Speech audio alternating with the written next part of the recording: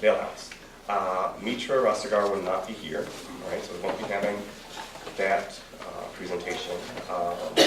And we're going to change the order, right? So for those of you who are planning to come in and out based on the order, we're changing that. All right, so Doug Meyer will be going first. Then we'll have Rachel Levitt. And then we'll have Katie Bashore. Jiggy Decide wasn't able to make it. And we'll end with Selma Al-Aswad and Sid Jordan. All right, so here are the titles. Doug Meyer will present a paper entitled It Gets Better, but Only If You Make It Better, a content analysis of videos made for the It Gets Better project. All right, then we'll have Rachel Levitt with Homonationalism in the context of colonialism, the Lawrence King trial, and the settler state. From there, we'll move to Katie Bashore's paper, Metaphors of Masculinity, Gay Injury, and the Hetero-Masculinist Claim to Vulnerability in the Ravi Clementi suicide scandal. And then we'll end with Selma Al-Aswad and Sid Jordan, and we'll have, I think, plenty of time for Q&A, okay? All right, so without further ado, we'll turn it over to Doug Meyer. Thank you. So the title of my talk is It Gets Better, but Only If You Make It Better, a content analysis of videos made for the It Gets Better project. And this is based on my research on the It Gets Better project, which is this national, now international campaign that addresses bullying against LGBT youth. And it's this campaign that was started by Dan Savage, a sex columnist who's also a gay rights advocate. He started the project with his husband, Terry Miller, and it began in 2010 in response to several suicides that had taken place that year. The suicides involved largely gay male teenagers who had experienced bullying, and the campaign was designed to discourage LGBT teens from committing suicide, to keep on living, so to speak, because their lives were bound to improve. That's where the title of the project comes from. The message is that the bullied teen should not commit suicide because their life will get better. And then the project encouraged adults, particularly gay and lesbian adults, to post videos on YouTube or the project's website in which they tell gay teens who are thinking about committing suicide not to do it because life will improve for them. The project started in 2010 and it expanded rapidly since then. Several thousand videos have been posted on its website and numerous more can be found on YouTube, including videos from celebrities and politicians. There's also a book that was published, 2 one-hour TV specials that aired, and the campaign is now present in 12 countries besides the US, most of which are in Latin America and Europe. My general argument today is that this project has exacerbated inequalities with regard to LGBT people, particularly with regard to social class, and that the project is reinforced what sexuality scholars refer to as homonormativity. The project calls for this narrative of progress. In the videos, LGBT people are supposed to emphasize how life has gotten better for them. And what this has done, problematically in my view, is that it has encouraged an emphasis on personal responsibility and has established these middle-class norms that all LGBT people are supposed to emulate. One example is some of the videos will emphasize how life will get better for this bullied teen because they'll move from a small town to a big city and they'll find this larger community that accepts them. Well, that not only reproduces these simplistic ideas of backwards rural communities and tolerant cities, but it also assumes this middle-class narrative because it assumes that the teen has the money to do that, to move from a small town to a big city. In this sense, the It Gets Better project is part of a larger movement in which there's been this very homogenous and middle-class representation of LGBT people that's been advanced. My previous scholarship focused on violence against LGBT people more generally, and I've written about how the hate crime scholarship has generally ignored important differences with regard to LGBT people along the lines of race, class, and gender. With my analysis of both anti-gay bullying and the hate crime scholarship, I see some similarities where power and inequality are being ignored. And one of the reasons the project has not become political, in my sense of that word, is it has become a campaign primarily to raise money. If you go onto the project's website, there are links to donate for the campaign and a link to buy merchandise where you can purchase the book and you can purchase things such as a t-shirt, a cap, or a hoodie with the It Gets Better logo on it. I'm at the beginning stages of coding and analyzing these videos. I've transcribed about 100 videos and I've watched much more than that, but I'm still in the process of coding them. I found that a common narrative of videos is they frequently begin with negative aspects of high school, bullying, harassment, and ostracism that occurred during high school. In my analysis, less than half of the videos begin this way, but it's still a fairly common narrative. More than a third begin this way. I was surprised, however, to find that many of the videos did not mention bullying or harassment that took place. almost half of the videos I've examined did not mention bullying or harassment at all. For a project to begin in response to anti-gay bullying, its absence seems surprising to me. Obviously, that differed based on who was doing the videos, since videos by an LGBT person were more likely than those by celebrities or heterosexual people to mention experiences of bullying. Still, even among the videos done by lesbians and gay men, many of them, about half, did not mention bullying at all. When bullying was discussed, it was usually brought up immediately, or within the first minute or two. The videos that started that campaign, those by Dan Savage and his husband Terry, begin in this way. Terry in particular talks about his negative experiences during high school where he was bullied. This is a quote from Terry where he says that he was, quote, bullied a lot, beat up, thrown against walls and lockers and windows, stuffed into bathroom stalls, people shit on my car, people scratched my car, broke my window. My parents went in once to the school administrators to talk to the school administrators about the harassment I was getting at school, and they basically said, if you look that way, talk that way, walk that way, act that way, then there's nothing you can do to help your son. You could all watch this video after I talk today. Now, I think there is potential for critique of homophobia and heteronormativity here. Terry highlights the problematic response of school administrators, and changing the structure of U.S. schools could potentially benefit LGBT teens.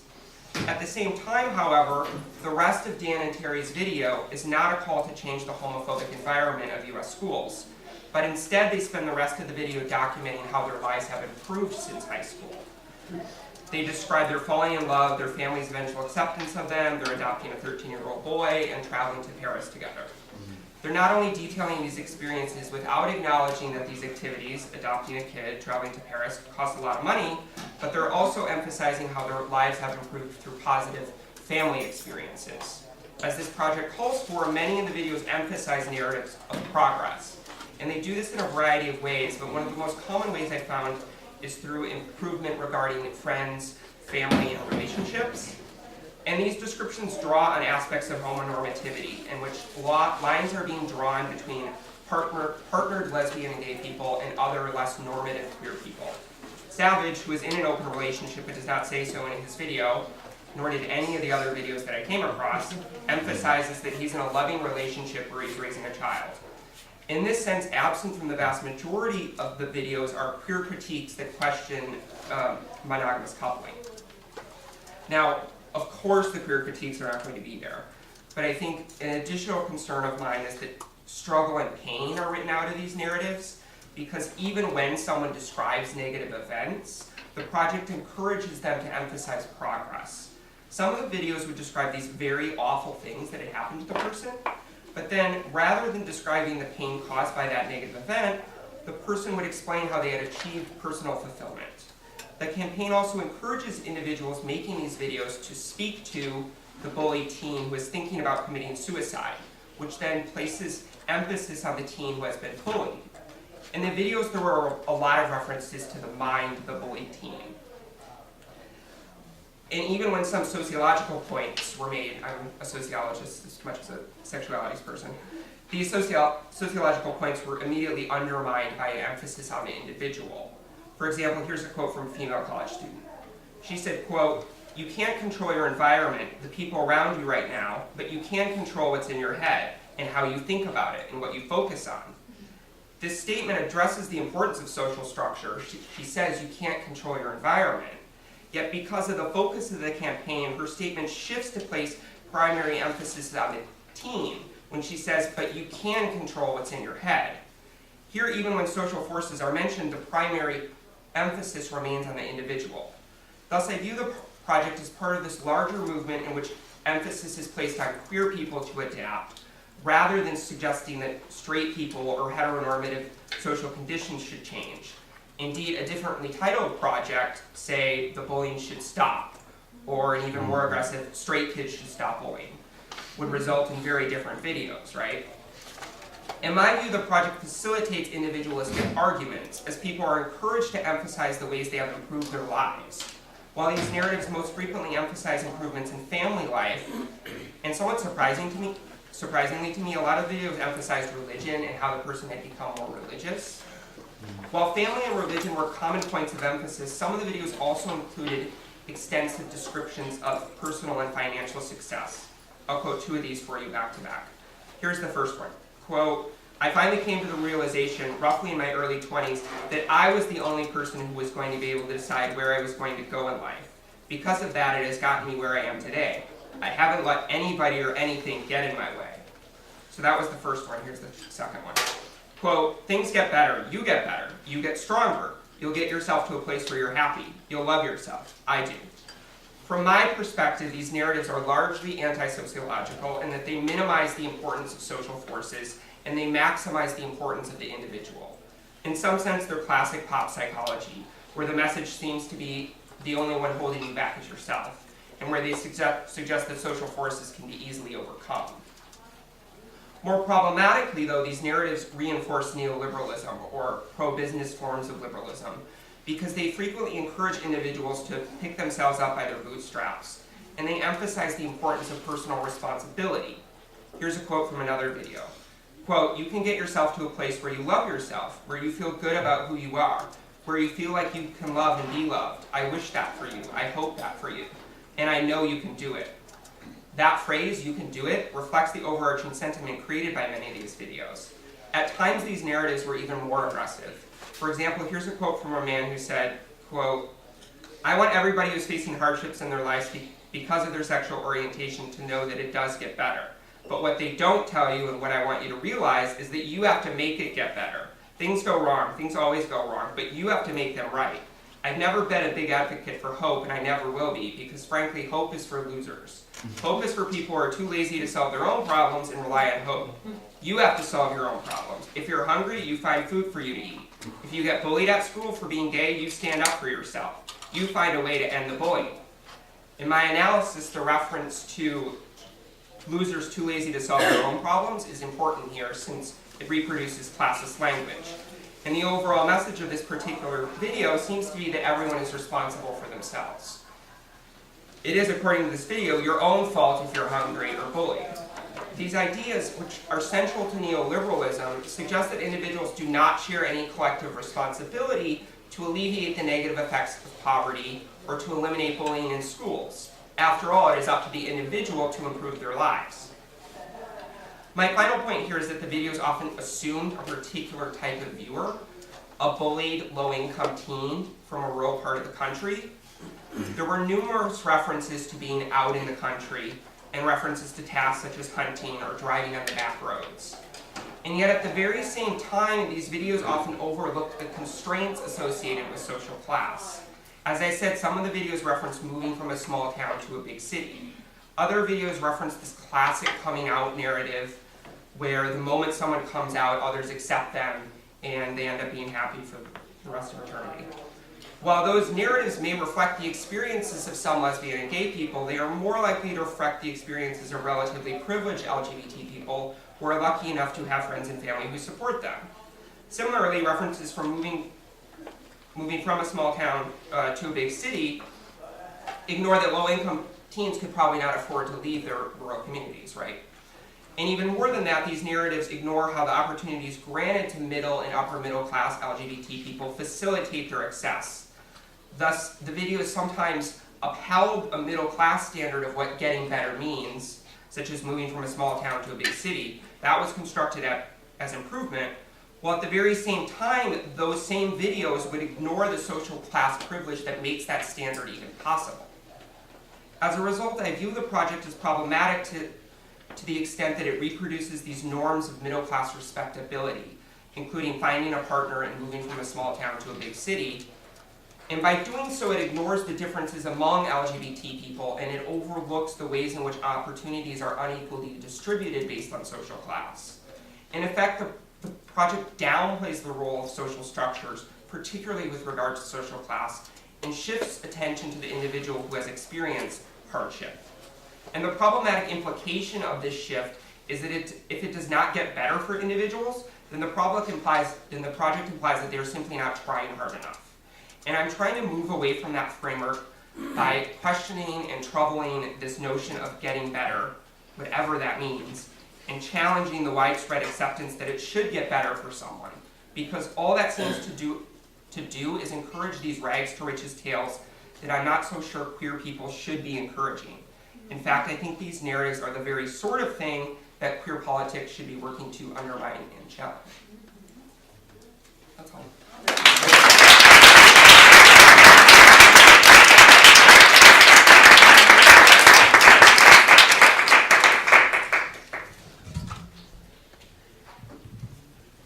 So I guess I'm next. Going linear, it's very non-queer. So my name's Rachel. I wanted to thank everybody for coming today. It's great to see such a big crowd of dedicated individuals. So I want to begin my discussion by drawing your attention to the racially motivated transphobic murder of a young queer student of color. In 2008, while attending E.O. Green Junior High School in Oxnard, California, 15-year-old Lawrence King, who had begun to be called Letitia, was shot and killed by a fellow student, 14-year-old Brandon McInerney. In the 2011 trial, King's dressing in women's clothing, wearing spiked boots, mascara, responding to McInerney's racist and homophobic verbal attacks with flirtatious responses like, "You know you want me," usually with a snap, were marked as a form of bullying and sexual harassment. The defense argued McInerney's shooting and killing King was understandable and a form of self-defense given King's sexual harassment of his client. So this is echoing a lot of the same sort of gay panic defense logics that we've seen before. During the trial, one of King's teachers, Jill Ekman, testified that she had tried to intervene and protect other students by requesting King remove the eyeliner and mascara King had worn to school because it bothered other students. The next day, King returned to school with even more pronounced makeup and explained that Assistant Principal Joy Epstein had said students have the right to express themselves. During the testimony, and lamenting the assistant principal's decision to allow King to dress and act, quote, like a girl, King's teacher expressed her outrage at how King was making the other students uncomfortable, and there was nothing she could do to put them at ease because she had to teach tolerance. Flash forward to the jury's decision. In a 7-5 vote, the case ended in a mistrial, suggesting that the bullied are indeed partially to blame for their own murders. Jurors in post-trial interviews admitted that they could not bring themselves to convict McInerney, a young student, in large part because the hate crimes charge would have forced them to put a child away for the rest of his life. In the second trial, the hate crime charge was dropped, and the trial was never completed because McInerney accepted a plea bargain. This trial and the racialized homophobic violence it seeks to address exists within a wider field of normativities that, rather than rendering King outside of national belonging, positions this murder along two horizons of incorporation. On one level, his murder and the ensuing trials that had been circulated within the discourse. Oh wait, I skipped a line. Where did we go? Okay, here we go. That sentence will make more sense in a moment. On one level, his murder and the ensuing trials have been circulated within the discourses as a way of more properly interpolating queer subjects and queer allies into state configurations of proper progressiveness through support of hate crimes legislation that, far from actually protecting victims of hate, end up alibying the state and the structural violence responsible for so much of our increased vulnerability. On another level, the narratives told of King by the teachers called to testify at the trial point to an important amendment to how we understand homonationalism. If homonationalism refers to the mutually constituted incorporation of queer bodies while necessarily relying on quarantining others through racialized and gendered articulations of nation for Puar and settler colonialism for Morganson, then manifestations of sexual exceptionalism in which queer is regulatory, whiteness is ascendant, and terrorist and citizen bodies are produced in oppositional relationship to each other become the guiding principles of this homonormative settler nationalism. The kind of attention to bullying and anti-gay violence that has exploded over the last few years, as you wonderfully point out, marks certain types of gays as those that can perform proper docility, while others are marred as unincorporable queers, too threatening of national imperialism and thus needing to be excluded from the national body. Homonationalism as a concept is a rich and useful mode of understanding the ways racialized queerness operates as a two-pronged approach to understanding power. It attends to the construction of the subject as complicit on one end, so the queer or progressive subject drawn into state power, and abject, the terrorist, the subject to be quarantined on the other. In the testimony from the McInerney trial, the configurations of King as the bullied subject straddles both positions. King is at once configured as first, a subject in need of state protection and thus incorporatable through recognition of the homophobic racist motive that underwrote the violence that gendered sexual other to be quarantined that King was constructed as, who threatened other students by merely being present and openly queer in the classroom. Wait, did I skip a sentence again? Yeah, that didn't make sense. Do over. This is why you should double space your presentations. King is at once configured as first a subject in need of state protections through the recognition of the homophobic racist motives that underwrote the violence that ended King's life, thus making King the incorporatable queer, so that's the complicit side, as well as second, the racially gendered sexual other to be quarantined who threatened other students by merely being present and openly queer in the classroom. Told you it would make more sense. Similarly, McInerney occupies a both-and space as well. He is both the perpetrator and thus the other against which American exceptionalism can be articulated in its outstanding benevolence and tolerance of queer subjects. I'm sure this is news to everyone. And second, also the victim of abuse by adults in his life that should have protected him, sexually harassed by the presence of a queer person in his daily school life, and, as teacher testimony implies, a white male, the true victim of racism, because multiculturalism in this context gets configured as victimizing white men, a construction that we can all agree is a form of normative whiteness. What stands out in both of these framings is that the present absence of enforcers of these constructions. In other words, the McInerney case adds to our understanding of the incorporation of gay/queer subjects into national projects like American exceptionalism by drawing our attention to what I see as the proximal subjects, the actors of empire and the arrangers of knowledge, teachers.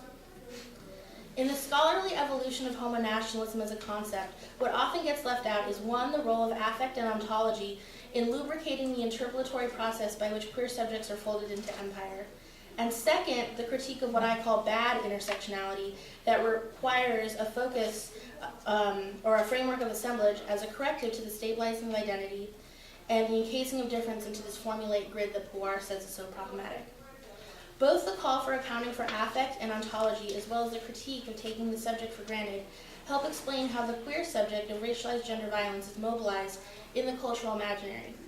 But I want to add that the proximal subjects doing the disciplining are key interlocutors in the normalizing the queer subject as a precondition for incorporation, as well as the gatekeepers of belonging that maintain the queer as the excludable subject. This means that like homonationalism's formulation of the quarantining of some queer subjects in favor of forging a docile and complicit queer population, the McInerney case offers a third proximal subject that does the disciplining. And to theme song, no less. It's hard to decide which of the two dangerous threatening subjects do the labor of supporting homonationalism if we're doing this just on this binary of either the complicit or the quarantined. So homonationalism in this case, since both King and McInerney in the way they are constructed in court testimony, discipline a broader queer population that is in need of state protections, thus bolstering the state as benevolent protector rather than the perpetrator of racialized violence, both domestically and via global empire. In other words, it isn't the terrorist, or the young queer student of color, or the young man who bullies and murders young queers of color because of their racial anxieties and homophobia. Rather, it is the teachers that do the disciplining, and thus they provide the third prong in what I'm calling a tripod of power rather than a binary. There are two versions of this teacher as disciplinary agent emerging from some queer studies literature that I want to draw our attention to. First is from Queer Mother for the Nation by Fielmata. She argues that Latin American icon Gabriel Mistral's butch gender performance and rumored lesbianism serve as lubricant. Yeah, I'm using that a lot. As we all should, really. For ushering subjects into the racial and sexual discourse. It's really great that this is streaming too. So as lubricant for ushering subjects into racial and sexual discourses of Latin American nationalism as an educator. Through demonizing blackness, using the language of diversity that celebrated indigeneity, and positioning the despised queer in relationship to the despised racial other, in the instance of a Latin American kind of motherhood for the nation was indigeneity. Those who work with Mistral were able to utilize her queerness as a model and mode of solidarity for indigenous inclusion in the state, albeit on the biopolitical terms of hegemonic nationalism. This is all to say that one understanding of educators' role in the enforcement of homonationalism necessarily pushes our understanding of queer subjects beyond the assumption of its inherent exclusion and thus transgressiveness, and instead marks what can be their complicity and active participation in racial imperial projects, not only as the subject to be defended or mourned, but to put it in Althusserian terms, the hailer, not just the hailed. Where Fiumata suggests the very queerness of a teacher allows them a special ability to usher their students into normative state projects, Scott Morganson's work points us to what he calls settler homonationalism, what can be thought of as queer complicities in U.S. imperial biopolitics. Morganson argues that Puar's work around homonationalism has led him to ask how U.S. queer projects produce, quote, settler homonationalism, a question that then centers for analysis the terrorizing methods that create queer subjects as agents of the violence of the settler state. It is both his attention to the modes by which queer subjects are agents that enforce normativizing violences, and because he locates educational practices and institutional investments as part of this biopolitical production of a settler homonationalism, that Morganson's work points us to understanding the disciplining of queer native subjects as a mechanism of what he calls, quote, modern methods for the colonial education of desire. So here he's drawing on sort of the Foucauldian notion of the education of desire. And what Anne Stoler ends up picking up is that for Foucault, there's this presumption of the production of a bourgeois European proper subject that the history of sexuality helps us understand and illuminate. And Stoler says that we need to understand the role of colonialism in that process. So it's not just the young masturbating child being disciplined, but he's being disciplined because of his proximal relationship to the nanny of color who is too close to him and potentially infecting him with brownness and thus sexual improprieties. And thus he won't become a proper European bourgeois subject.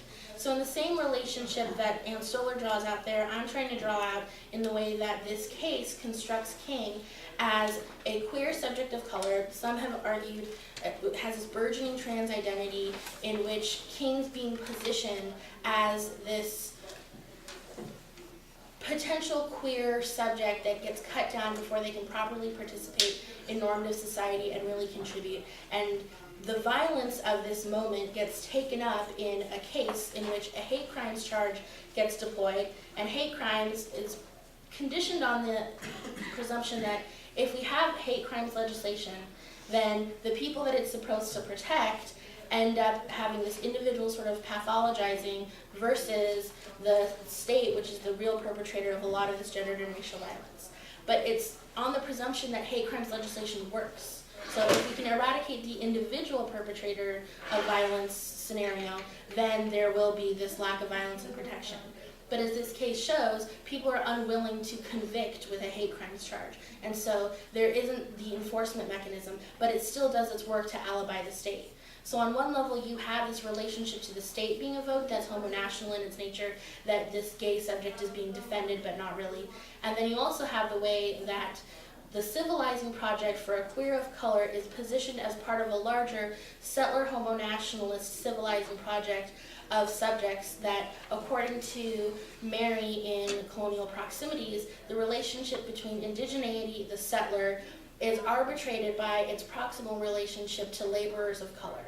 And I'm saying that there's a similar trifecta happening in this case, in which the young queer student of color and the white settler subject and the state have to use the civilizing project that is the foundation of settler colonialism in order to discipline the subject of color. And it's this trifecta that we need to have a secondary trifecta in which we see that it's not just the queer versus the quarantine, but it's the actors that do that disciplining in order to present that relationship in which teachers get called on and evoked during this trial so that the education system as a structure, as well as the legal system, work in this dubious relationship in order to both discipline and alibi these projects of racial violence. So for Puar, homonationalism marks that which interpolates queer subjects into the project of the imperial nation state. While doing important work that mark the mechanisms by which appeals for gay rights exact violence, homonationalism in the context of colonialism requires a thinking through of the ways settler colonialism works within the settler state to alibi and naturalize homophobic violence, as well as outrage at that same violence. For queer studies scholars, the horrendous murder of a young queer student of color in 2008 and the ensuing trials in which teachers testified as to their attempts to normalize King and get King to blend in and not draw so much attention, challenges the version of events normally told about queer interpolation into imperial politics. Rather than queer rights being taken up by the nation as the most recent way to shore up consent to processes of empire, I argue the project of civilizing subjects of color is a pedagogical process of teaching and learning settler politics that has historically and continues to result in queer investments in colonial logics that perform a homo complicity in the state settler projects.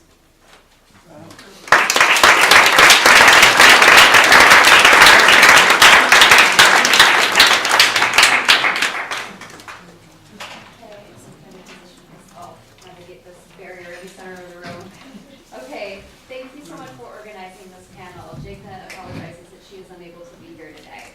This paper is part of a larger article that explores the frameworks used to criminalize Ravi throughout the Rutgers suicide scandal. We focus here on the aspect of our argument that concerns race and the politics of injury of late liberalism.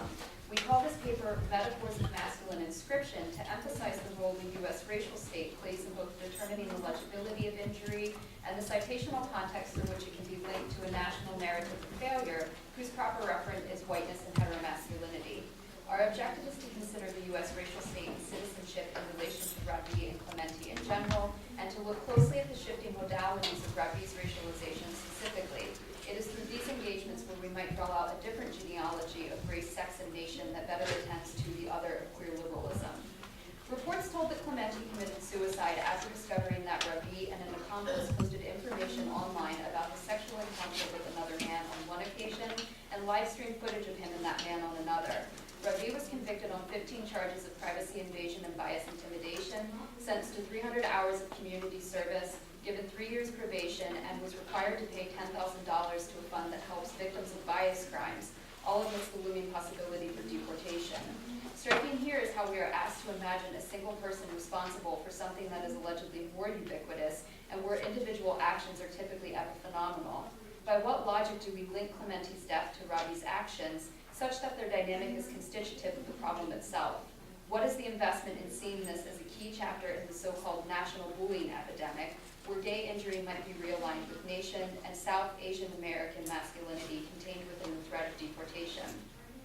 We are not the first to draw attention to the mechanism through which gay injury gains purchase. To this effect, recent scholarship suggests a broader mechanism of power that disaggregates bodily matter from the empirical contexts that make it salient to subjectivity and instead reinstantiates it as potentiality.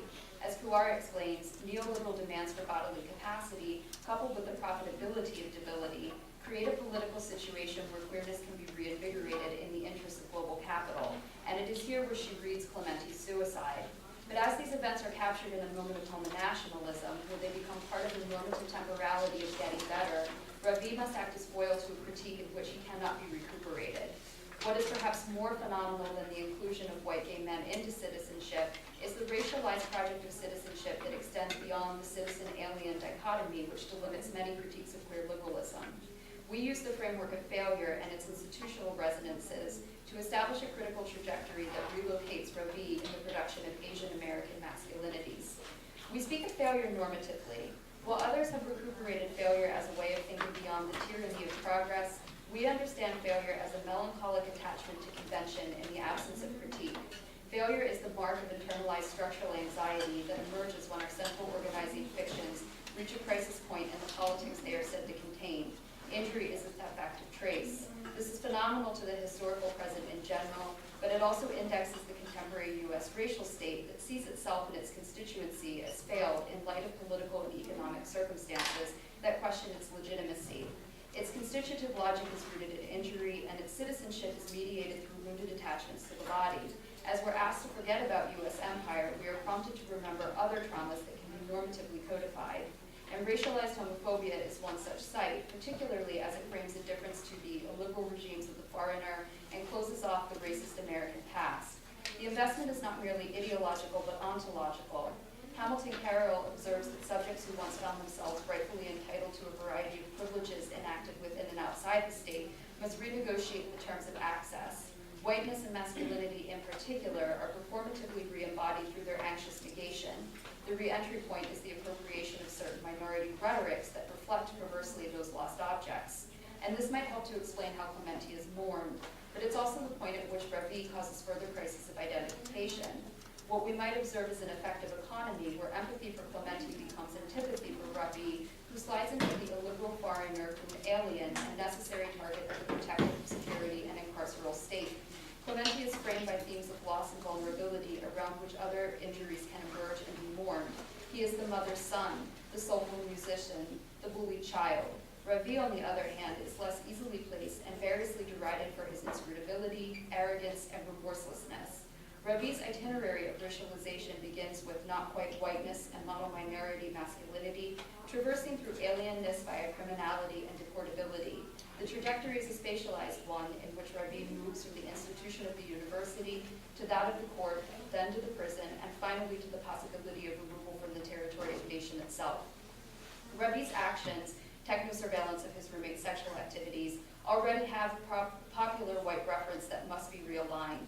The actions are first referenced as pranks, supposedly playful tricks that involve the humiliation and embarrassment of the self and others. As such, pranks, or the actions of boys being boys, are understood to fall under the domain of white heteromasculinity. As such, pranks constitute white heteromasculinity. They are seldom regarded as acts of homophobia. Evoking a scandal of ex-privilege, many in the media judge the actions, but not always the actor, as non-criminal, mere boyish pranks. The laments both repress and emphasize Ravi's racial difference. To be a playful perpetrator of pranks, he must be indexed through white heteromasculinity. That white heteromasculinity has lost its privilege in America, its ability to enact such acts without consequence or reprisal, is also due to the changes in the rules of social and political membership about how the white man is criminal without being criminalized. We think this is partly where Ravi fails to carry through as a proper analog of white heteromasculinity. He is already suspect as inappropriate and criminal. Ravi's actions don't attest to his vulnerable masculinity either, but serve as evidence of his finesse and expertise with technology. The model minority must first deploy this capacity within the STEM-dominant university, and then as a docile techno-laborer within the larger global economy through the performance of appropriate affects. Ravi is the target of anger because he utilized his racialized techno-knowledge, and specifically surveillance, not to further the global economy, but to further his own masculinity, a gendered and racialized citizenship to which he was not entitled in the first place. The university represents the site of inclusion of the alien within the nation. This emphasis on STEM, as central to the techno-economic mission of the university, demands that certain populations be located and included within the university. The university is the institution through which the model minority must know himself and his proper docile location within a racialized political economy. Disciplined through the promise of partial citizenship and a productive position within the techno-economy, he is assigned a position different from that of the illegal migrant, but one in which his future labor nevertheless determines his placement within and incorporation into the juridical order of citizenship. Moreover, one has to consider how technologies of surveillance are used to render South Asian males detainable and deportable as enemy aliens when they are the suspected targets of surveillance rather than the operatives of surveillance. As a suspect non-resident alien, Ravi is marked outside of vulnerability and trauma. While trauma is often used to explain actions or mitigate sentences within the criminal legal system, in the case of Ravi, remorse, gratitude, and shame are the only legible and viable options. Ultimately, Ravi's refusal to perform these rendered him in need of discipline and punishment. During trial, the judge chastised Ravi, saying, "I heard this jury say guilty 288 times. I haven't heard you apologize once." To require that Ravi be publicly remorseful indicates something about the performance and affect seen as appropriate to the brown male on trial. Ravi's reluctance to properly emote is variously understood to indicate his apathy, as the judge's comments allude, his intolerance, as accusations of homophobia made by LGBT rights groups imply, his arrogance, as many balk at his own claims to injury, and his inscrutability, in particular as the Clementi's mark of their inability to understand Ravi's cold and foreign courtroom demeanor. The court becomes critical to the performance of Ravi's racialized location within the nexus of citizenship, capital, labor. Usually expressions of remorse, demanded here in the form of a statement of apology, and a physical performance of internal feeling are considered significant to sentencing because they are linked to the idea of justice, punishment, and in particular rehabilitation.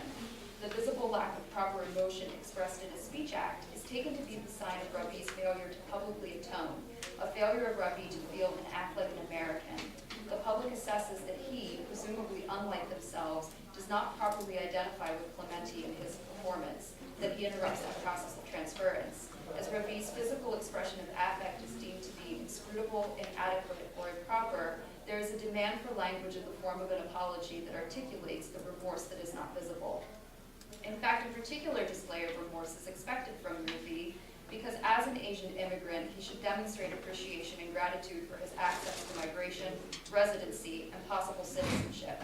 Expressing remorse would be an indication that he is overreached in his sense of entitlement within the arenas of citizenship, masculinity, and class privilege.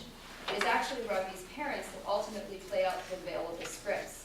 Ravi's mother attempts to secure empathy for her son's injury, while Ravi's father expresses immigrant gratitude and continuing faith in the American justice system. However, the general public was unwilling and unable to see Ravi as injured or injurable, a condition and state of being that we argue is reserved for white heteromasculinity, for which Ravi can no longer serve as the analog. After spilling out of the spaces crafted to contain and manage Asian American masculinity, there seems only one option left for inscription: actual removal. Since the passing of the Immigration Reform and Immigrant Responsibility Act in 1996, it is not just the illegal immigrant at the border that is marked for deportation, but more frequently the legal resident who becomes the criminal alien and is deported as part of post-entry social control by the security state. The many demands for Ravi's deportation find him unassimilatable because of his homophobia, ironically. Ravi is identified as having alien ideologies and values that are incompatible with America and are in need of evacuation for citizenship and the territory of the nation-state itself. While deportation is generally thought of as significant only to illegal migrants, the case with Ravi indicates how little it has to do with legality and how much it has to do with desirability. As Clementi becomes the figure through which trauma citizenship can occupy the space of nation, the legal resident alien, not just the illegal migrant, is also the figure of threat within. We conclude in the present. Earlier this year, Rutgers unveiled its Tyler Clementi Transitional Center, an initiative to help students move into adulthood. Of its many stated purposes, the center promises to help students understand the risks of new media and cyberbullying. The language of transition here is interesting. While it renders the college experience always already traumatizing, it interpolates the college student as a thing to be corrected, perhaps even recapacitated. It makes academic techna necessary to a healthful college experience and to adulthood itself.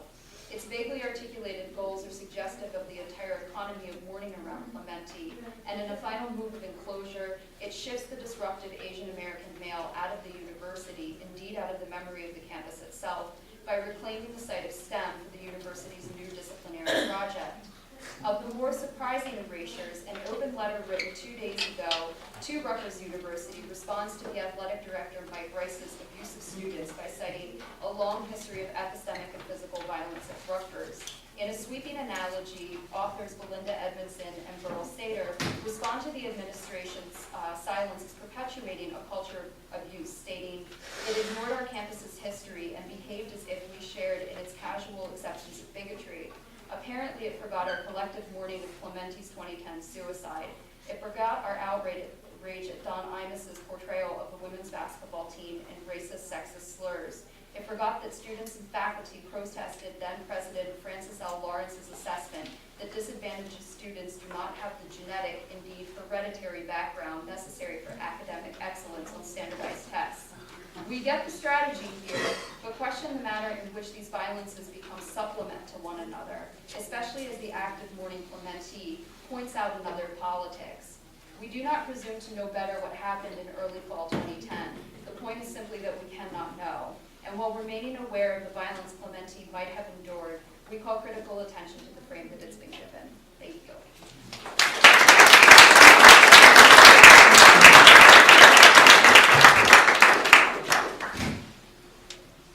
Hi, everyone. This is Sid Jordan, and I am Selma Al-Aswad. And we are both queer and anti-apartheid activists and media makers. And we're really happy to be here. as a queer Palestinian, I had the privilege of being a part of the Queer Visions meeting and discussions that Haneen alluded to in the opening talk that happened at the World Social Forum for Palestine in Porto Alegre, Brazil. And that was a fantastic experience, and we're really happy to be at the Homonationalism and Pinkwashing conference. And I really think that a lot of the conversations I've been hearing and continue to hear are really an extension of those awesome conversations I experienced. So, hello. So we are 2 members of an organizing group. There's 2 of us, but we're really a bigger group, working under the name Reteaching Gender and Sexuality, and we are based in Seattle, Washington. Speaking of being based in Seattle, Washington, I might reach for tissues to start this talk because I had that thing happen that happens to many of us when we get on a plane and share the same oxygen with the same 120 people, and your immune system kind of goes out of whack, so forgive me if I have to pause.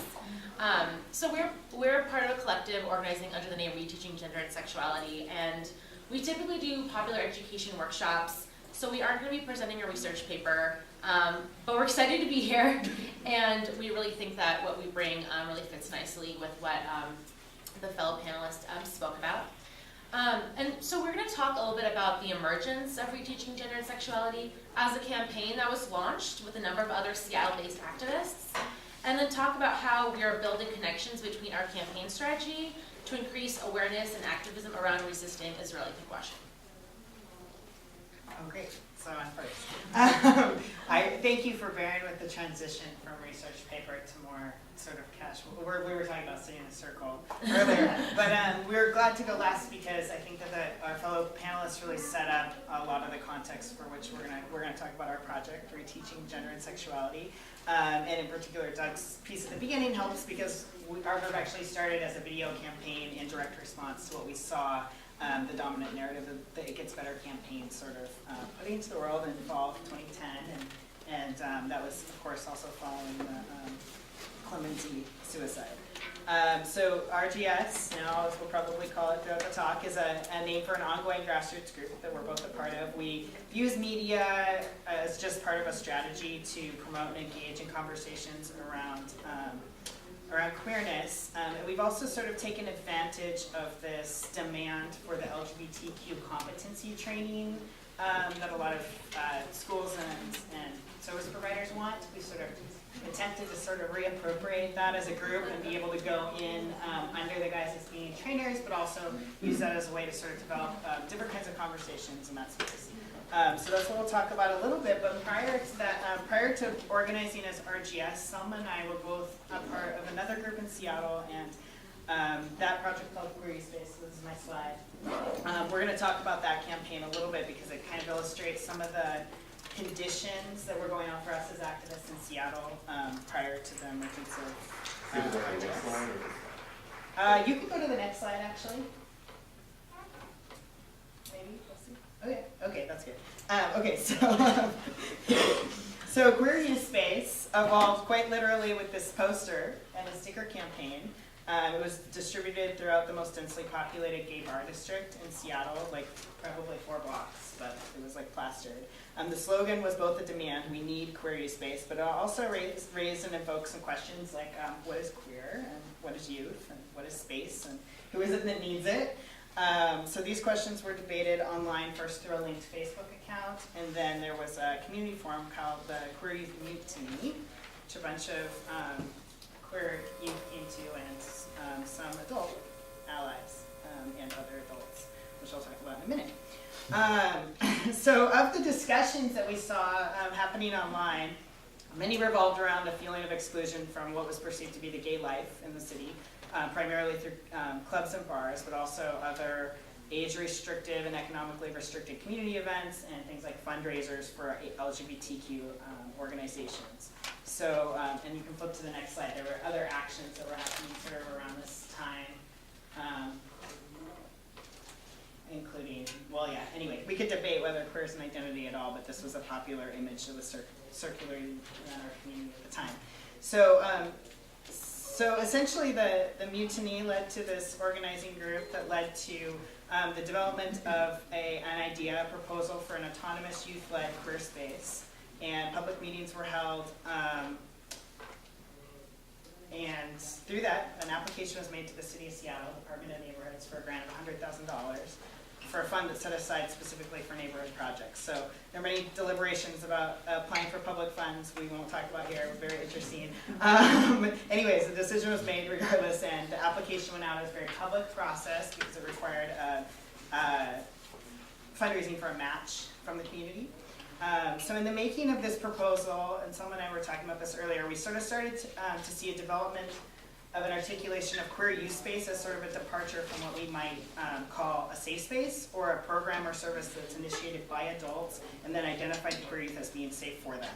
And specifically in our city, that was LGBTQ Youth Center that was active for over 10 years, and also school GSAs. So these were the kinds of conversations we were having as a group. So in the descriptors of queer youth space in the proposal, there's a few things that we pulled out that we thought were interesting. A built environment that's a hyper-visible space, such as a street in the proposal was a street retail space that would be open to the public rather than one that conveyed a feeling of privacy or confidentiality or exclusivity.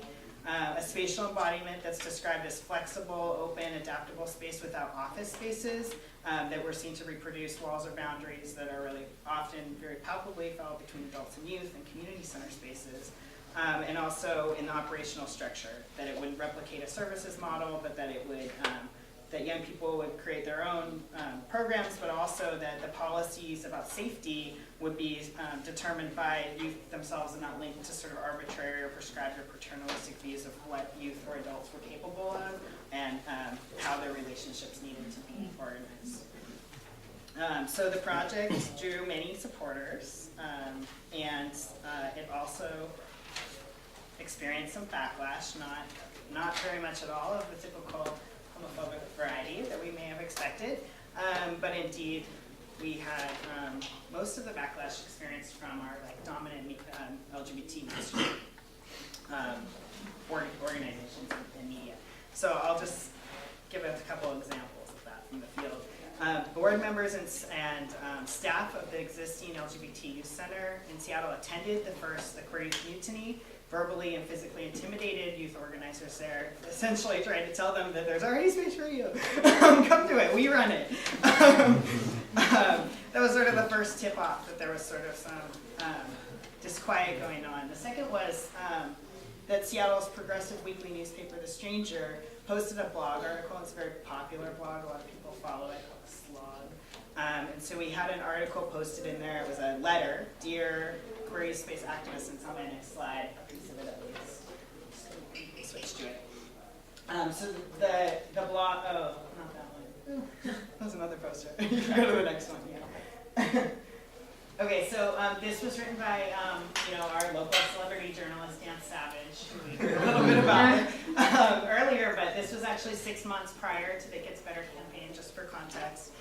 He wrote in the blog, in the letter, and I know it's very small up there, so I'll just say, it's a directive, queer youth, you're doing it wrong, basically. And he said, well, he says I'm on your side, but basically what I think, instead of trying to create your own autonomous space, is that you should just take over other spaces. And at the end he says, plant a flag in Teletubby Hill, I don't know what that is, but in Cal Anderson Park, or sort of like the area where a lot of queer youth hang out. And don't have a meeting about your and complain about lacking queer youth space, create a space of your own, and declare queer youth space. So that's what he says at first. So then we get a bunch of comments that follow on the blog, mostly people identifying themselves as gay adults, and they make demands to the queer youth space organizers that they must prove themselves, claiming they're the audience, that they need, that the young people need to prove that their cause is worthy, and if you're ever going to get a donation from us, then prove it and prove it now.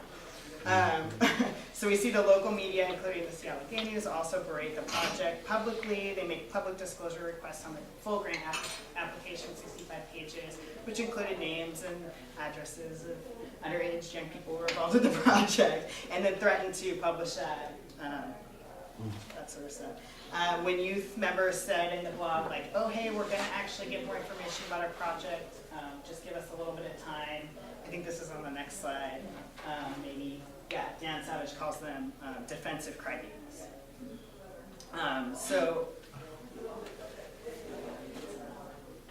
Anyway, So a third form of backlash that I'm just going to mention quickly because I think it's also very interesting, much more insidious and sort of further illuminates the irony of the Savage Directive for you to just go and simply take over a city park, as if he's never thought about public space politics before.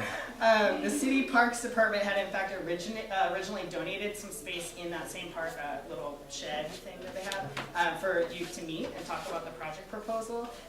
And so they had staff who would monitor those meetings, and they also ended up on the email listserv and were sort of became a trust relationship. And that was abruptly ended when those staff turned over the names and emails to youth to their supervisors and park authorities about a plan to do a free clothing swap in the park that wasn't permitted. And so, and there's a lot more to say about that story, but I will say that those same staff eventually, after breaking that trust relationship and continued dissatisfaction with their ability to control or police, the youth organizers actually then proceeded to appropriate their ideas and then simulate them through parks programming. So we got Born This Way Cafe and all these things by the Parks Department that were actually the ideas that were generated in the organizing group. So yeah, so I don't know, just to like, maybe I'm gonna reappropriate the gay panic kind of defense here and say gay adult panic over queer youth organizing was very amplified in our city. There's another on the next slide. I thought this was, I think it's a comic, yeah, it's by Seattle Gay Scene, like a local cultural organizing group, and one of the things that they said I think was resonated through a lot of the other posts, so I just pulled this one. It says, I can't help but think there's a hidden agenda. It's not about getting youth space, it's about forming a youth union and inspiring all the other gays to join and reject what already exists. It's about a strange disapproval with anything gay adults do. So the perceived threat that queer youth pose to the so-called gay scene is, like worth a whole other paper. We won't do that now, but only to say that when fall of 2010 came and Dan Savage was the new national celebrity and spokesperson about queer youth lives, it was disquieting to our group. And what we saw as people who were kind of engaged in a queer youth politic was that in the media we saw first a little bit about the staggering suicide rates among queer young people, quickly usurped by a theory about a cause, which was peer bullying, and then that becoming an opportunity to leverage a call to the media for anti-bullying legislation by LGBT advocates. This was relatively effective, actually. Subsequent to fall 2010, we saw many more states, school districts, and schools rapidly adopting anti-bullying policy, legislation and policy, and then box programs that they hired people to come and do training. And most of these laws and policies have, say very little about the experience of queer youth violence. So this is reteaching gender and sexuality, began working around this theme, rethinking safe space to bring attention to the contradictions and the compromises faced by centralizing peer anti-bullying interventions. And I think you spoke much more about this in a more interesting way. I'll just say that we see the ways that anti-bullying obscures institutional violence and structural violence, and in fact lends often to an adverse consequence, which is the reliance on disciplinary interventions that fuel school to prison pipeline. So that's what we've been talking about on that. Selma's now going to talk about how we use this theme to provide a framework to introduce conversations about resisting Israeli pinkwashing through this campaign. Totally. So Sid and I and others in our group have been working around this idea of rethinking safe space. It's really become a framework for me, personally, really to connect my anti-apartheid activism with my personal and familial experience as a Palestinian in the diaspora. Through a natural link I saw to the pinkwashing of Israel, and particularly the rhetoric of Israel as a safe haven for queer people. So though the notion of safe space as provided by schools or community centers or spaces in the US is vastly different from brand Israel's pinkwashing strategies, RGS has been utilizing links and connections to raise political consciousness and break down some of the key barriers to both understanding and responding to pinkwashing, particularly among young queer activists, or what Henny called in her talk earlier, potential allies. So for just some general context of pinkwashing in Seattle, in the past 12 months alone, there's really been a blitz of heightened pinkwashing actions. We've seen a major Israeli consulate-sponsored cultural event and panel that was supposed to take place last spring. Israeli films like Invisible Men showed up at our Lesbian Gay Film Festival this past fall, and this Israeli queer youth-focused fact-sharing, not fact-finding, but fact-sharing tour happened not even 2 weeks ago.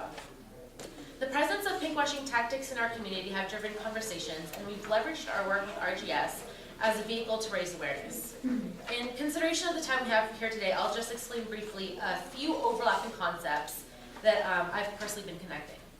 So the first and perhaps obvious is the idea of marketing, or the currency of safety.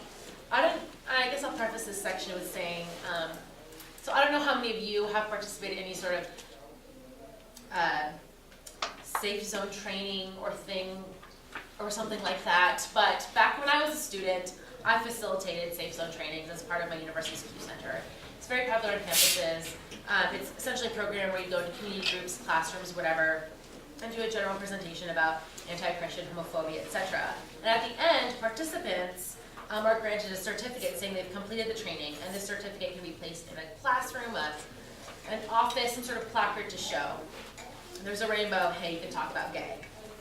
So the reason I bring this up is because RGS, in a sense, offers a critique around the idea of packaging a safe space or a safe zone, but I'm also saying this because I'm humbled by my own experience knowing that sometimes this often can be helpful. So I'm offering a critique, and I'm saying and I'm humbled because I've done this, many people have done this in our collective, and we've seen ways where this has been helpful in our community. So sometimes. So many of us RGS, like I said, have been part of programs delivering these kinds of trainings, and even some of our trainings may now adopt similar strategies.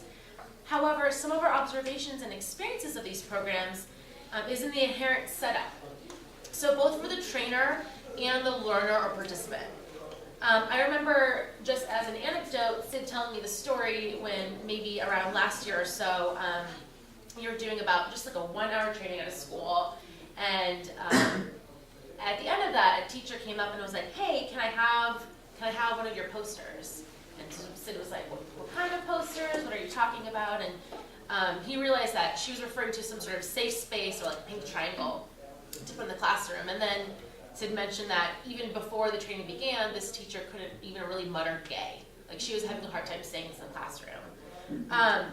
And then it leads one to wonder, what would it really mean for this person to put that poster up in the classroom? What then? And for many trainees, being able to showcase a rainbow feels like a triumph, and arguably in some places it really is. But our question is around what it means when a person has few critical tools to actually address queer targeted violence, let alone root causes. Now, many schools don't even have access to such trainings or materials, but with the increasing state legislation enforcing anti-bullying policies that Sid alluded to earlier, we see schools being mandated to contract for training and box programs for anti-bullying. So in our conversations, we found that many of these programs do little to address the violence and isolation faced by students who transgress norms of gender or sexuality. We've encountered unprepared teachers and administrators who had very basic questions.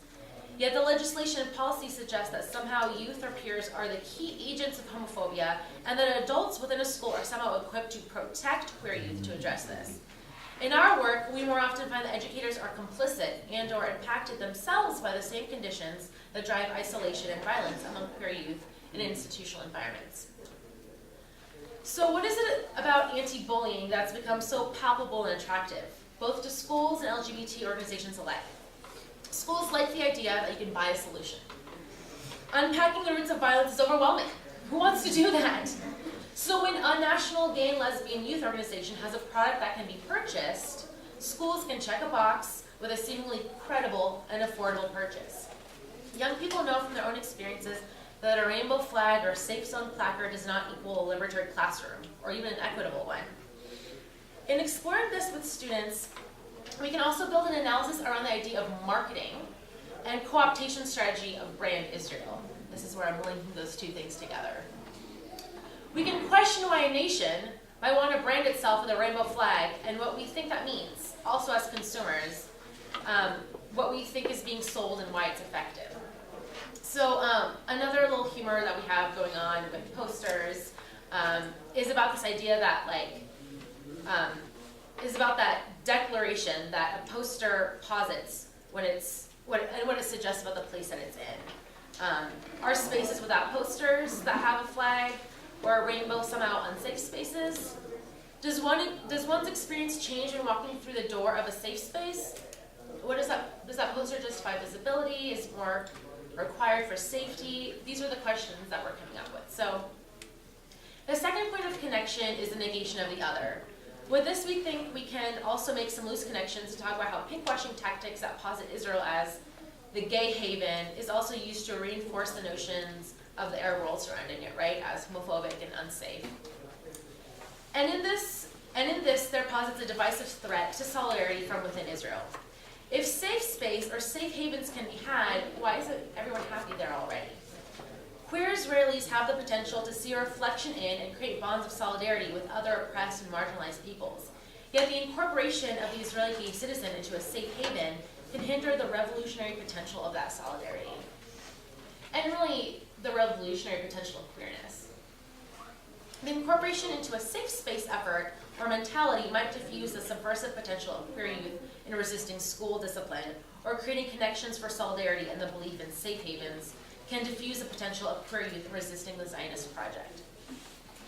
And the third point of connection is the allure of inclusion. So whether it's the inclusion politic of safe space and how it might maintain power inequities in schools, or criminalizing policies that particularly impact queer young people of color, or whether it's through the politics of a safe haven that pinkwashes a system of apartheid policies in Israel, we see that way of marketing of safety is both productive and seductive. And in that I mean, it suggests to queers that this is the kind of safety that we need. And it is this seduction that might ultimately inhibit us from imagining our own needs, connecting those to others, and working together on more transformative queer projects. And also really deepening our own radical potential for self-determination. So Rod, if you want to hit a slide, you know, we really like humor, and we really like to use this cultural idea of camp in our work. And as a way to end our talk, we just want to give you a heads up for our next video project, which is a sketch comedy piece. I don't know how many of you have seen Portlandia. We're from the Pacific Northwest, so it's only appropriate that we make a parody of it that we're entitling Put a Rainbow on It. That really kind of speaks to some of this gay cooptation. So feel free to check more of it out at www.putarainbowonit.com. Not yet. But look out for it on a YouTube near you. Thank you.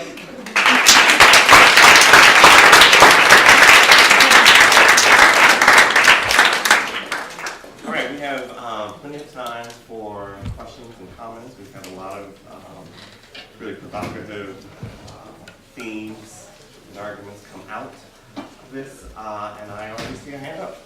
Yes, thank you all for those fantastic presentations. They were great. My name is Jack. My affiliation is the Cuny Graduate Center.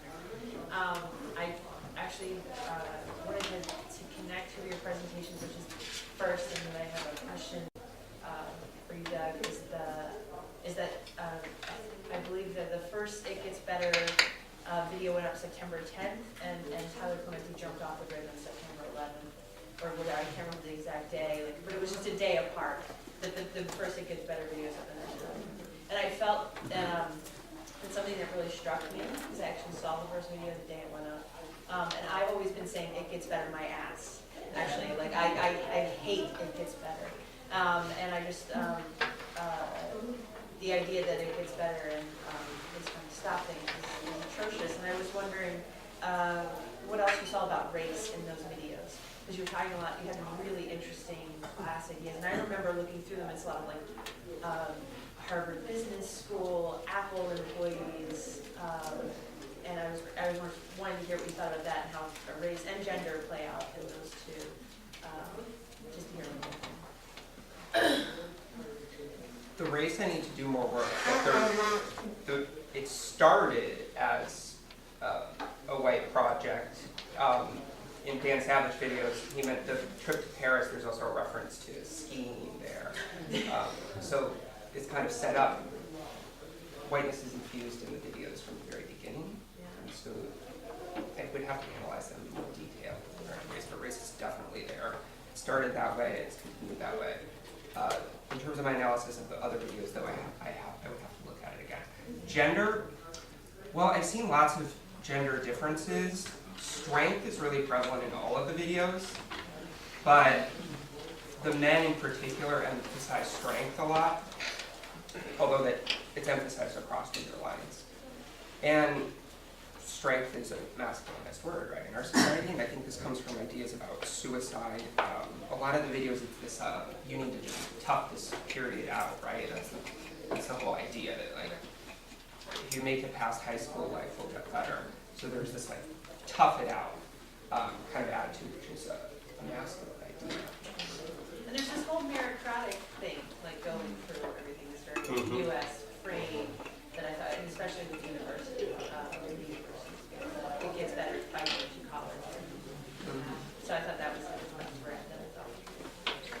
You know, you can also see the sort of racial unconscious in the, you know, the sort of discourse about pull yourself up, you know, by bootstraps, the stop whining.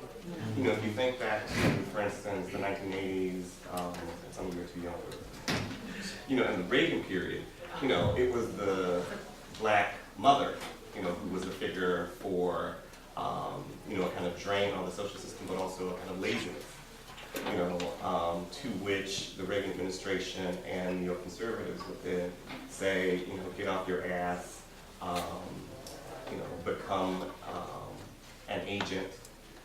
So there's a very real way in which, you know, there's an implicit sort of reinscription and invocation, you know, of those figures in the responses by folks like Dan Savage and the Anonymous Post. Right, the loser's too lazy to figure out what it is. Exactly, right, Yeah, yeah. right. Thanks. I have a question for Rachel.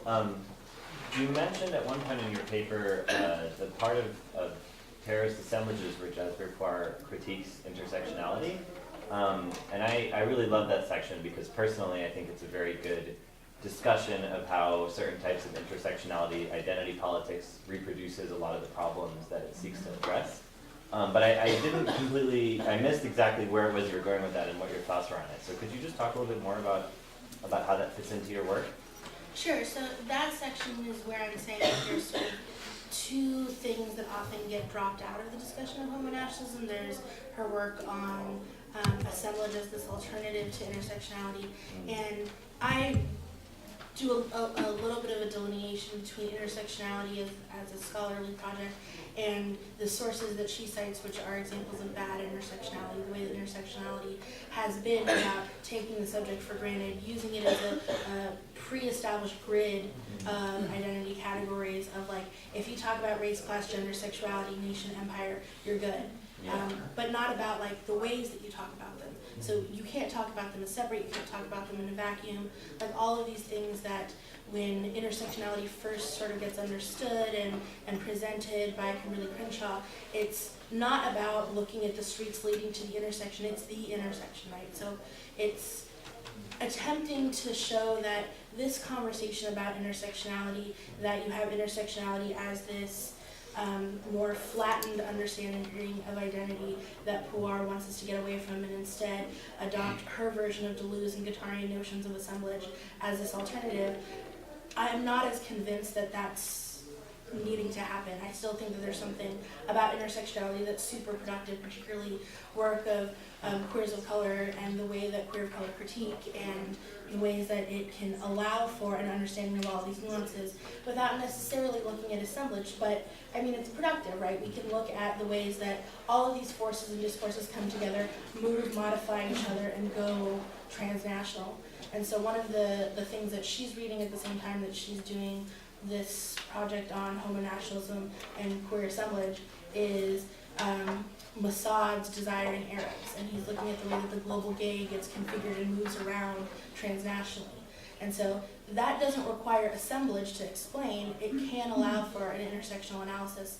And so that was my extraordinarily brief and unnuanced attempt at trying to say we shouldn't necessarily abandon intersectionality, but we should do a good job at it. that answer your question? Yeah. Good. Oh, just to add to that, I find McCall has Leslie McCall's this intercategorical approach, which is more kind of situated in just the intersections of things, which I'm finding more useful for other people might like. Can we get some questions over here? Thank you. Yeah, I feel like one of the common motifs, and I'm Jean-Thomas, by the way. So one of the common motifs, I think, in the papers was pedagogy, and it was a very articulated form of pedagogy. Sid and Selma, you talked about teaching, and then Rachel, you talked about the figure of the teacher as a figure that would transmit some kind of disciplinary power. But when we talk about homonationalism or the folding of any sort of exceptional minority or marginality into normative forms of circulation, we're really talking about biopolitics and necropolitics, which act on life and death as opposed to bodies per se. So in that sense, it seems to me that the tripod of power becomes as unsustainable as power binaries if we see power through this sort of Nietzschean or Deleuzian frame of puissance or excess.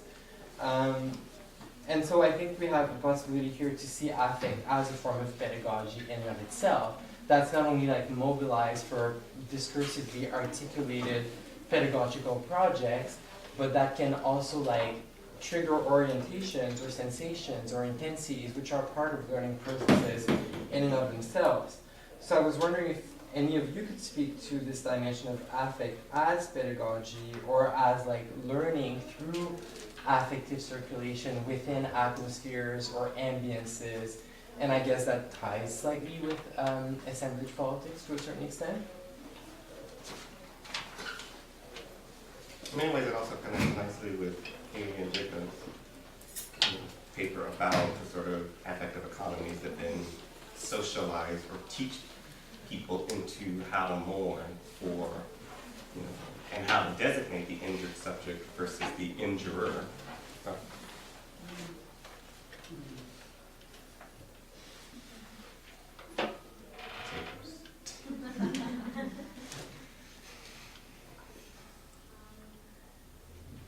I think there's a lot of work on sentimentality and the way that that functions to garner consent to really messed up projects. And so the way that we are taught about how to feel and be outraged at either homophobia or prosecutions of queer subjects and queer bodies is a mode of affect that gets people on board with things like pinkwashing and other sort of politics around a seemingly progressive end that then allows us to say, yes, let's work towards that while it covers over and alibis really messed up politics. So I think there's a lot of queer studies literature that makes that connection in wonderful ways, particularly sort of Lord Berlant's work around sentimentality and which types of sex we have and citizenship. So dead citizenship versus live citizenship and those kinds of works that are really about how it is that we approach both desire and yearning, but also about the particular emotions that get taught in the way that rage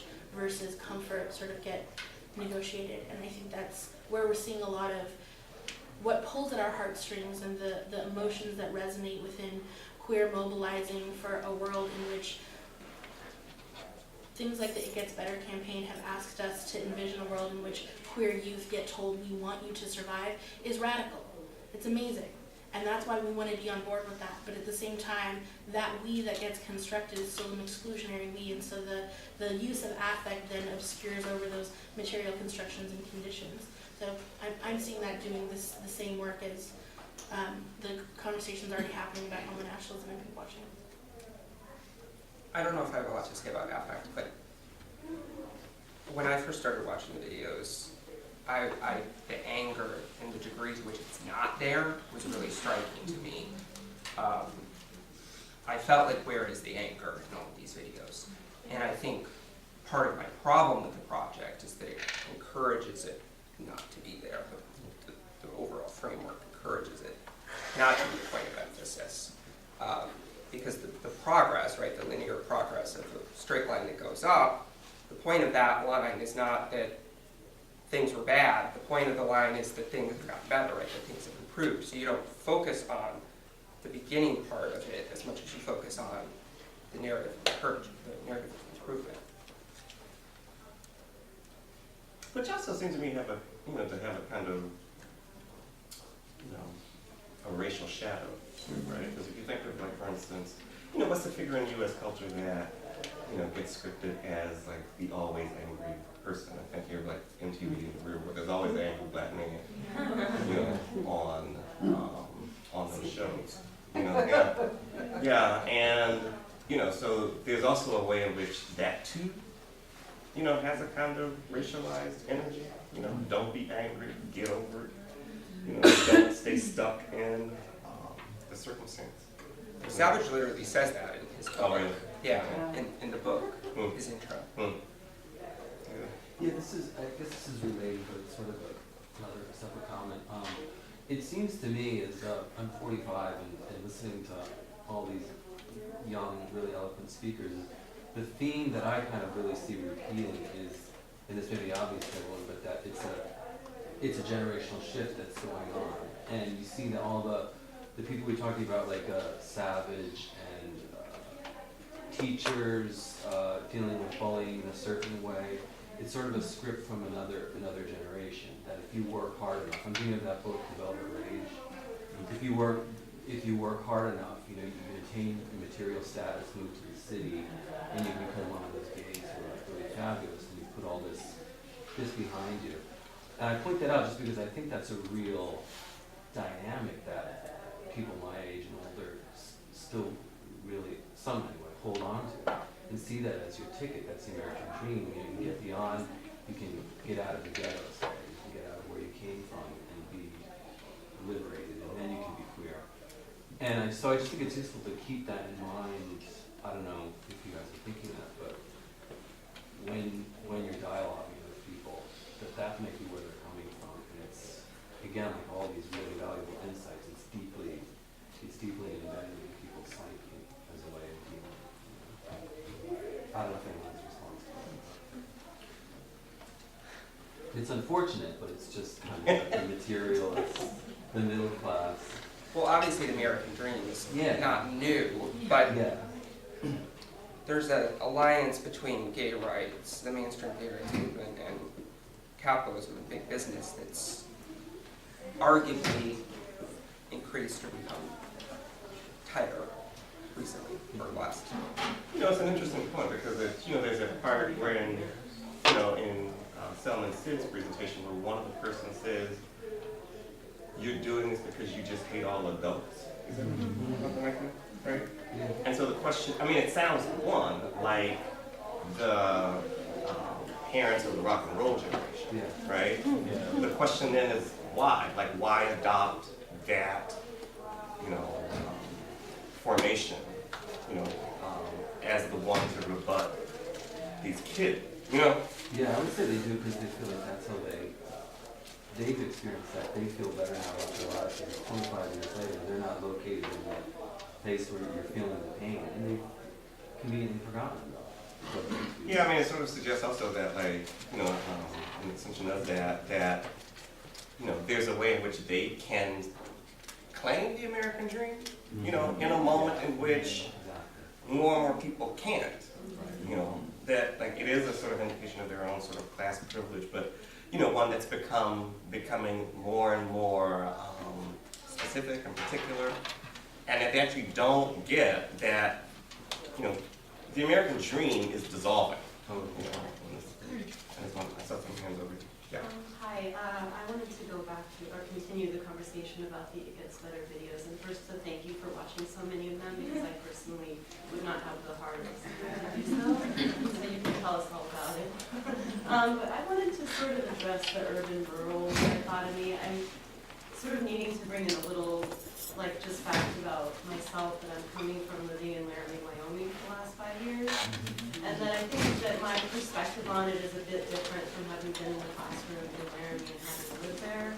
And I'm not certainly also claiming to be a spokesperson for the rural, but there are a couple of things that I'm really careful of now. And one is not to generalize about urban or about rural, but to be very, very specific.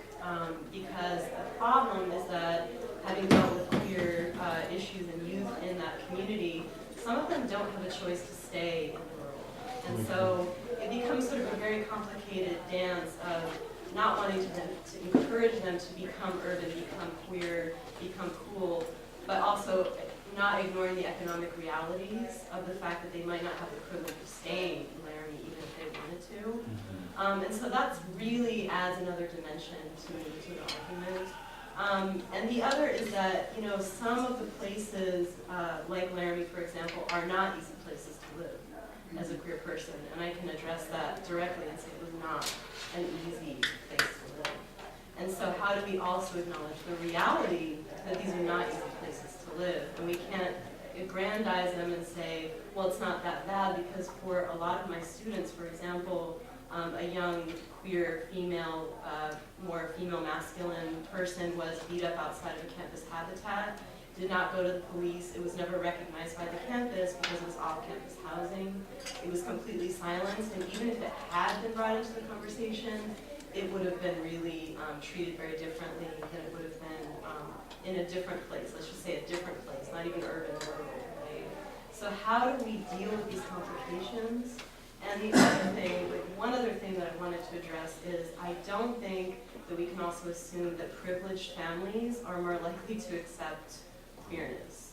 That is just personally really difficult for me because I have friends who are queer from very rich families, and those are some of the hardest places to be queer because they have the most to hang on to. Some of these families have the most privilege to defend and therefore are the most othering of their queer, often addicted also people, right? So not to throw too much at you at one time, but those are the sort of things that come up. And I think that what's great about this conversation, I'm not interested in the videos as much as I am in the conversations that can emerge out of our discussions of those videos, because I think it's really fruitful territory, and I thank you for sort of doing that work. I appreciate the feedback on how I've, in trying to complicate all of this, also like sort of perhaps reinscribed other simplistic notions. I'm not trying to ignore the differences in terms of place. So, but at the same time, I see where you're coming from, and that I've perhaps said some things that it's a little more complicated than even how I framed it. Maybe. Maybe. I mean, I think that Halberstam's done so much work along the lines of Brent and Tina, and I think even still in her work, I find a little bit of conceit as someone who lives in LA. Like, it's just, I just have a hard time with it. I don't know the answer to the question, because again, I'm not a spokesperson at all for the rural. Like, I'm from Connecticut originally, but I'm just saying, like, it's really hard, right? I think part of the difference is when I was talking about the urban versus rural difference, most of those videos that I was quoting from were people in urban locations already. Right. So they were either people that had done the exact shift of moving from rural to urban, or they were people that were never lived in a rural place at all. So that was who I was trying to kind of, I was trying to complicate those narratives. Right. It's a limited archive to begin Right. with. Yeah.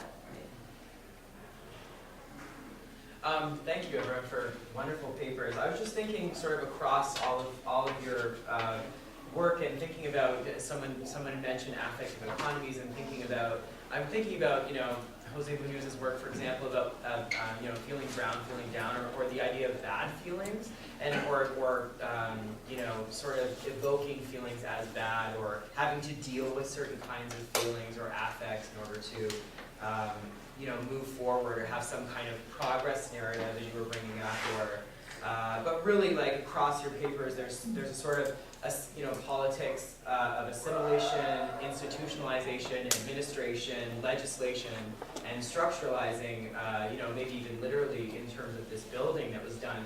And this idea, I think it was called the Transition Center.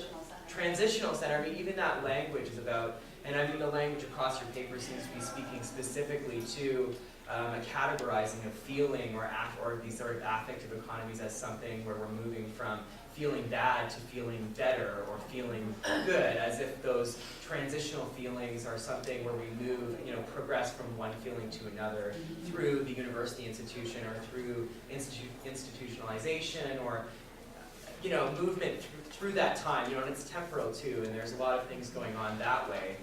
So I don't know if any of you wanted to speak. Maybe it was just more of a comment than connecting the papers across, your different sort of, spaces, but really I saw a strong connection in that, dealing with what you might call bad feelings, or I don't know if anyone wants to comment on that, or this transitional center is Right, like, it's fascinating. yeah. Yeah. I'll comment briefly, and I'm not sure how helpful this is, but I think one of the key ways that affect functions in my work with JIGNA is that we think about sort of how the U.S. racial state has moved away from the kind of categories of the welfare state, and so it's really generated affect to reinscribe whiteness and heteromasculinity, and it is about generating these negative aspects that myriad people kind of claim, and that's the route back into power.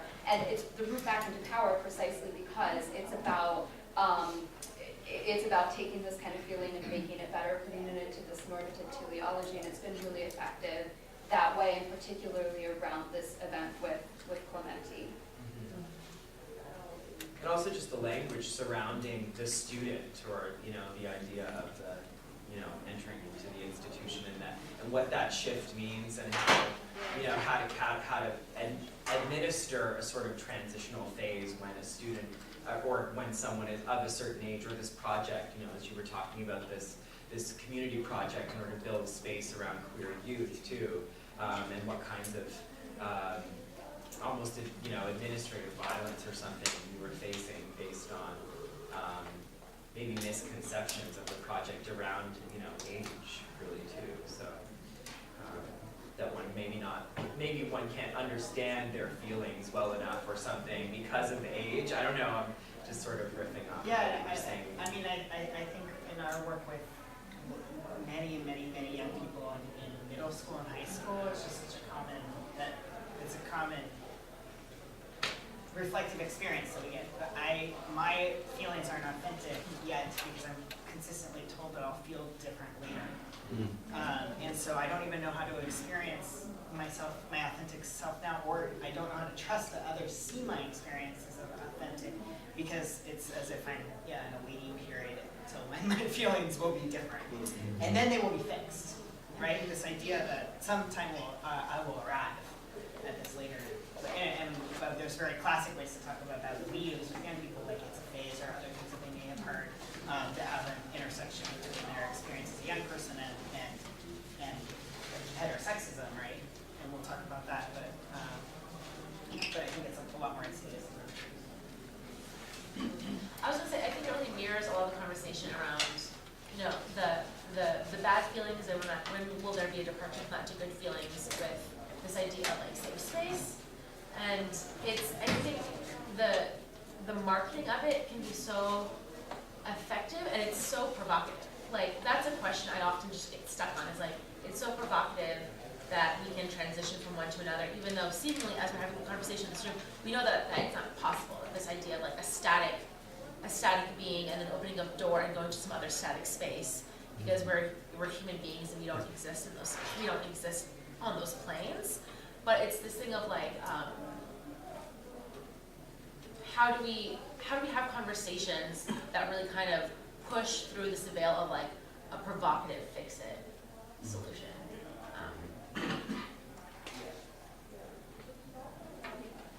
Yeah, this might be, I'm a teacher, I'm not a scholar of affect or something, but I do study finance and space, public space, so one thing I was really connecting was like, the need for this queer space, and what really stuck out to me was the fact that what Dan Savage really seemed pissed about was that they were asking for financial resources that they needed to justify, and I really think about like financial logic or neoliberalism in relation to like speculative reasoning that's like, it's like, I'm just sort of thinking through this in other contexts, so it's not very eloquent, but like, you project a future that you then guarantee because you control the ability, right? So like when I have a derivative, like the actual logics of capital are like, I have the money to make this thing happen, but it's like a false gamble. And so it's like, he is kind of controlling that discourse in the same way. And then necessarily I want to connect that also to like sort of public safety and policing and the language that people use around that, right? So like, you're safe because we say you're safe. You're safe because you have more cops. Like, these communities deserve public safety. You deserve more police, right? Like, this community has safety. These youth have a place to go. It's a place we say is safe for them. And that, I don't know, that all wraps into nationalism and the surveillance and stuff in ways, but I also am tying back to, like, this is all, sorry, it's just messy, but like, my work is on charter schools and public space, right? So like, controlling space and stealing places for public discourse to happen. And I just really see that, and then it like limits, like you said at the end of yours, like our ability to like create a messy, queer like, future. I don't know. Those are some things I was thinking about. Thank you. It's not a question. You guys want to respond? I mean, just an add-on is, I totally think you're right on with kind of analysis of Dan Savage and his comments. I think there's also this thing that's like, he is threatened, right? So he's existing in this plane, in this world where there's a box of safety and there's a box of unsafety, and we know where everything fits in its room.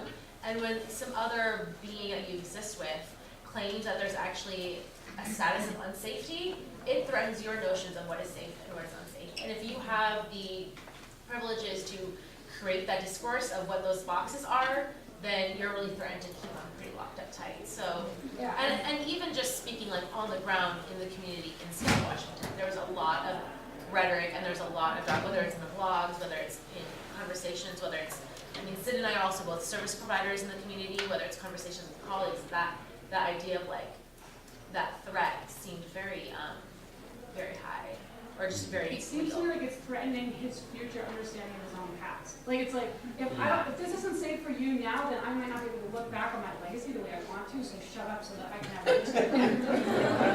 That's right. Oh, yes. I wanted to address what you said, Selma, about the description of the Israeli haven, and I think I can offer maybe some distinctions that might be helpful to understand some cultural gaps, because queer, first I'm Yael, and I'm Arab, Jewish, Mizrahi activist, and we really don't use queer to describe like LGBT people. We use queer in two ways. Like, one is very institutional in the academia, and the other is like very anarchist, non-institutional, like not official groups. And those are actually creating solidarity. Like, for example, to name one big example is like Black Laundry, Kisa Shchora.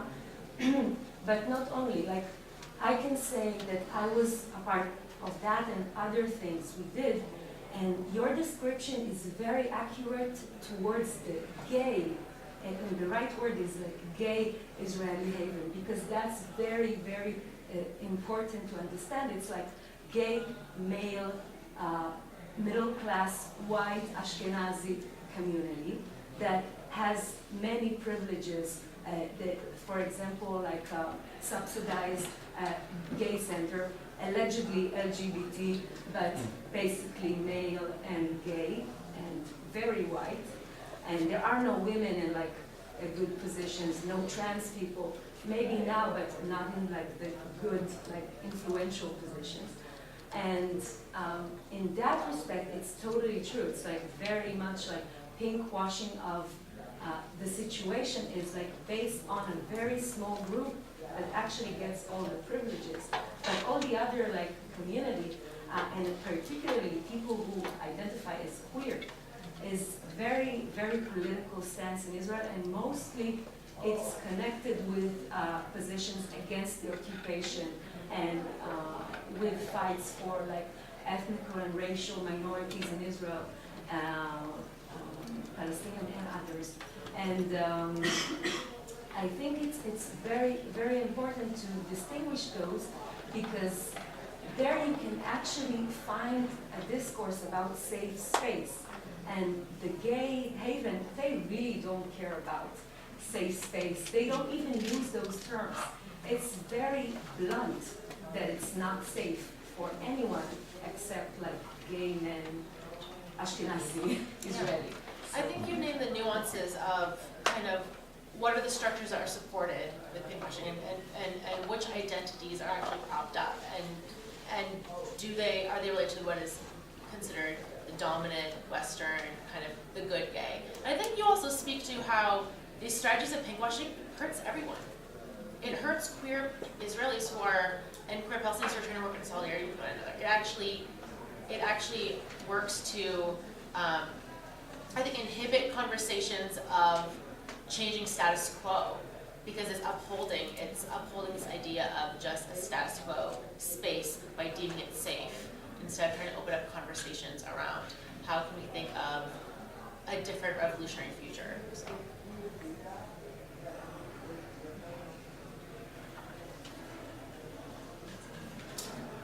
Going once, twice. All right, well, please join me in thanking